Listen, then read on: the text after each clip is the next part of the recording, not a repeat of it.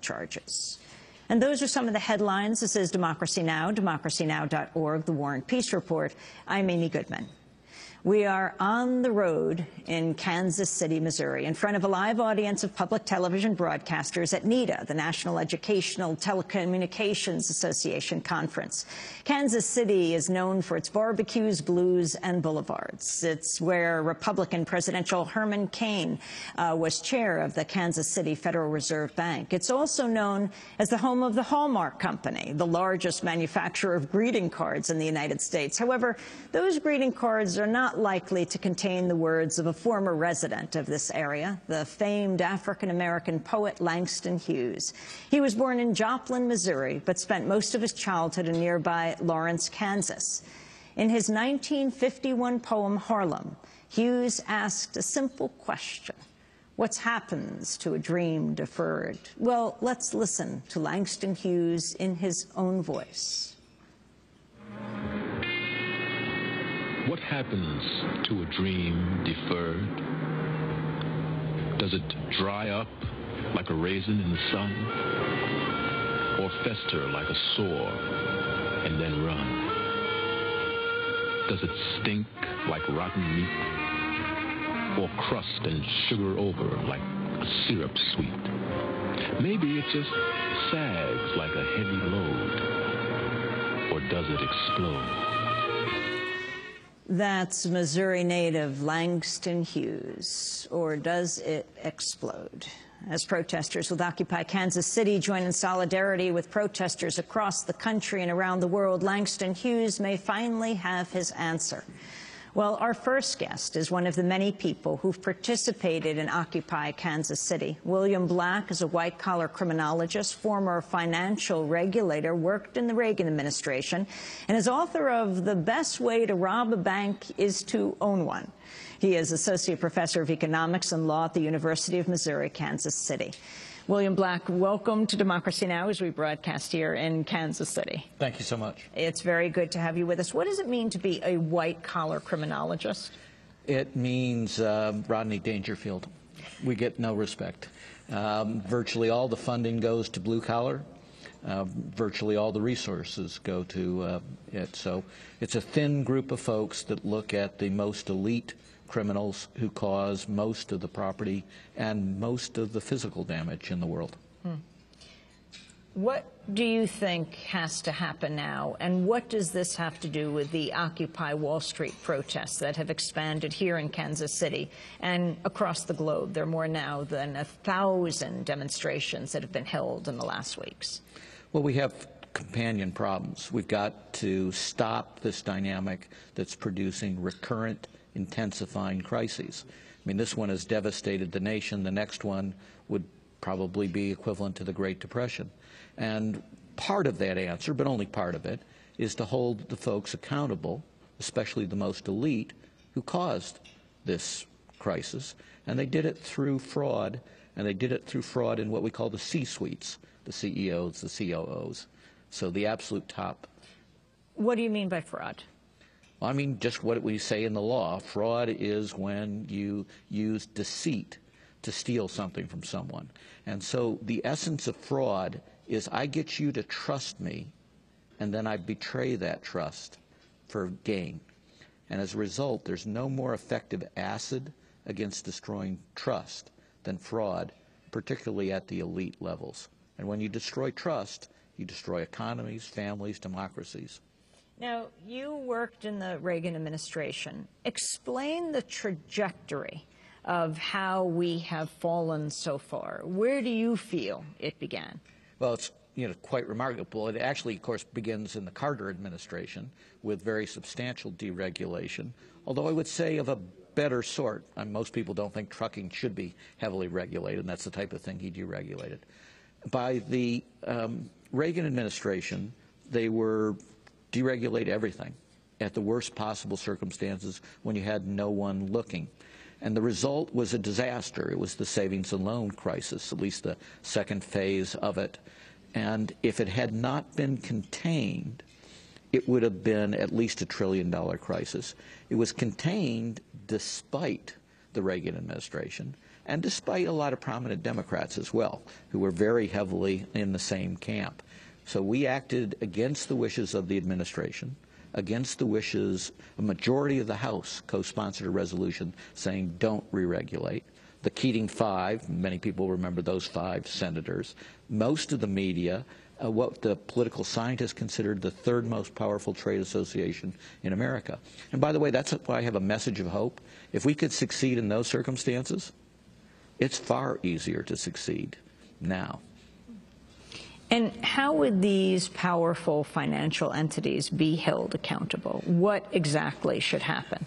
It all starts with the regulators, which is why it's all not started here, because we have, of course, the wrecking crew, Bush's wrecking crew, what Tom Frank called them, in charge, and they stopped making criminal referrals. So our agency in the savings and loan crisis made over 10,000 criminal referrals to the FBI. That same agency in this crisis made 0 criminal referrals. If you don't get people pointing the way and pointing to the top of the organization, you don't get effective prosecutions. So in the peak of the savings and loan crisis, we had 1,000 FBI agents. This crisis has losses 70 times larger than the savings and loan crisis. And the savings and loan crisis, when it happened, was considered the largest financial scandal in U.S. history. So we're now 70 times worse, and as recently as 2007, we had 120 FBI agents, 1/8 as many FBI agents for a crisis 70 times larger. And they looked not at the big folks, but almost exclusively at the little folks. William Black, you mentioned Bush's wrecking crew, but we live in the time of President Obama. And we've been living for some years in the time of President Obama, and he has done absolutely nothing to reestablish the criminal referral process. And as a result, there are virtually no prosecutions of any elites. When people tell you this crisis couldn't have been stopped, I'll give you 2 simple things. First, these liar's loans that caused this crisis, and it's overwhelmingly lenders that put the lie in liar's loans, they were big in 1990 and 1991. We killed them by regular regulatory means and stopped a crisis for a decade. Our successors, I mean, how hard is it to figure out that something called a liar's loan shouldn't be allowed? This was not tough. The second thing is the FBI warned in open testimony in the House of Representatives, picked up by the national media in September 2004, that there was an epidemic of mortgage fraud and predicted it would cause a financial crisis, their exact words. And the regulators did nothing, because you had the Alan Greenspans of the world and the Harvey Pitts of the world who were selected because they were the leading opponents of effective regulation in America. Well, you create a self-fulfilling prophecy of regulatory failure, and then they turn around and say, well, you can't trust the government, it fails. Talk about the message of Occupy Wall Street. In the corporate media and the mainstream media, there's a lot of questioning, not so much of the people themselves, because they don't usually have them into their studios, but a lot of questioning along the lines of, what do these people want? There's no clear message. Well, first, of course, I don't speak for that movement, and indeed, they don't have official spokespersons with clear plans. So that part is true.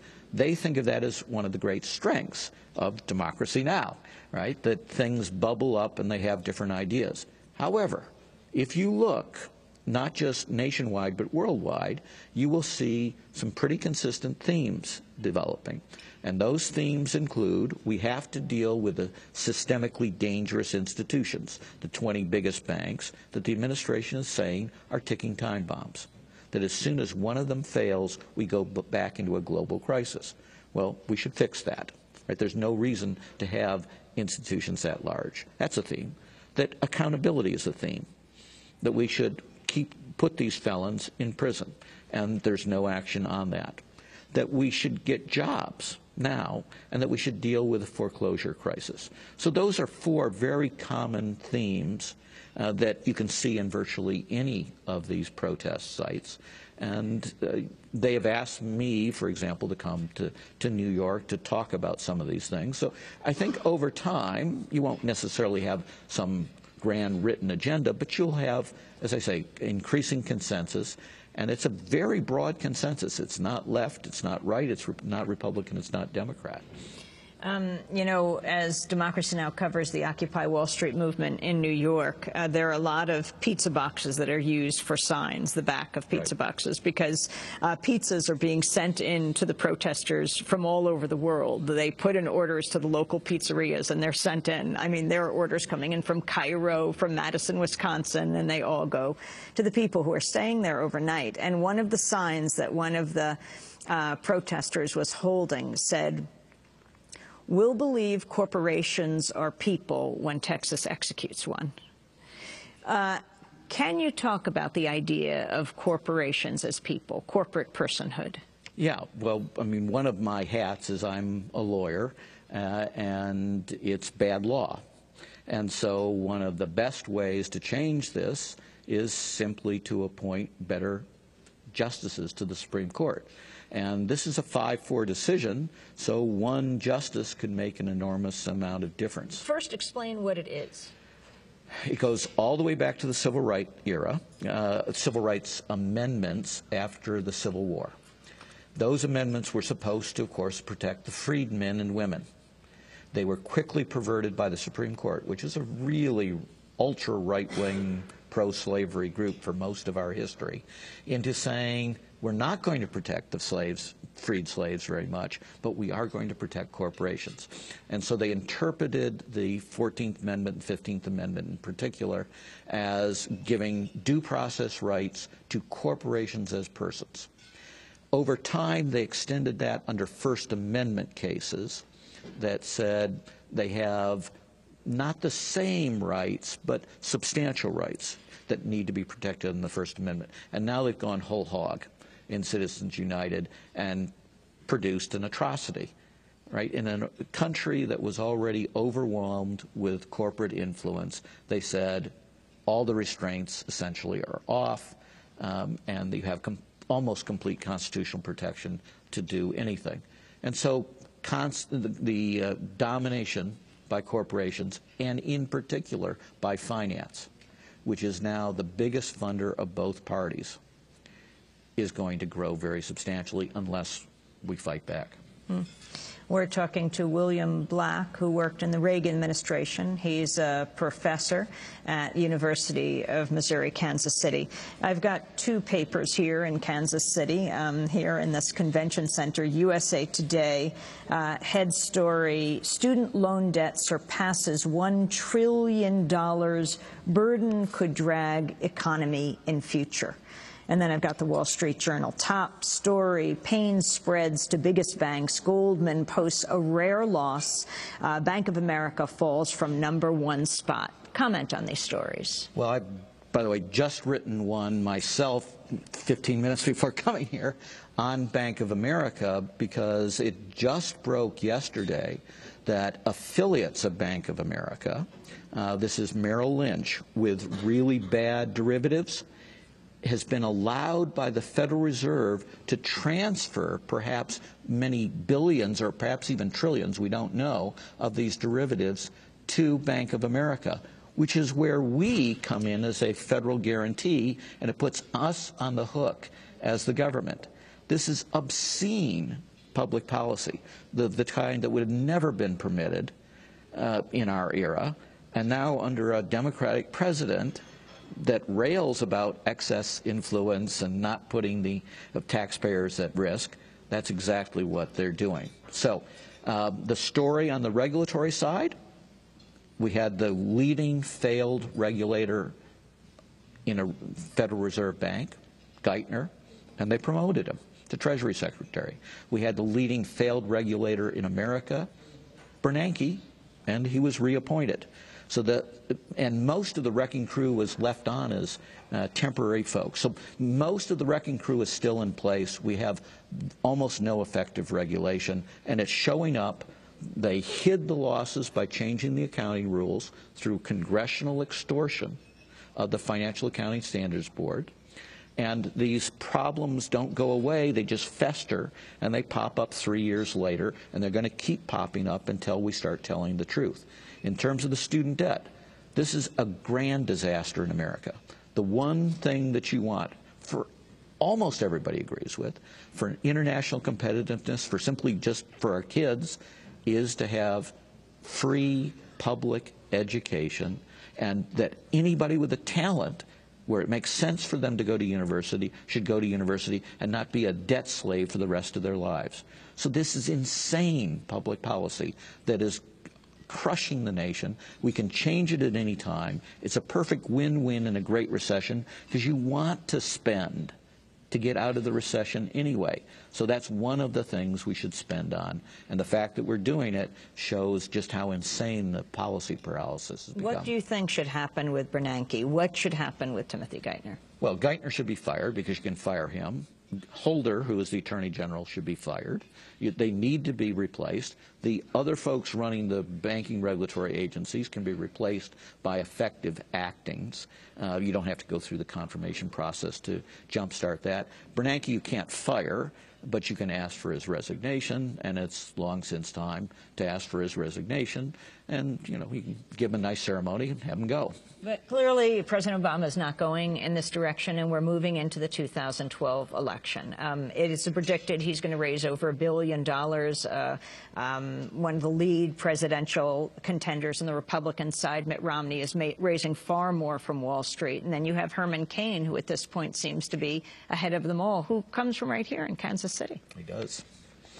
They're not sending Godfather pizza boxes to the protesters, are they? I haven't checked the most recent labels. Perhaps Herman Cain himself did. It's your fault. But that's not where we're headed right now. No, it's not where we're headed, and that's a grave disappointment to folks who thought that, well, someone campaigned saying, yes, we can. And now it's become, well, actually, we're not even going to try on the prosecutorial side. Right? So if he continues this way, it's conceivable the Republicans will nominate someone so bad that he will be reelected, but he will destroy the effectiveness of his administration and do tremendous damage to the nation.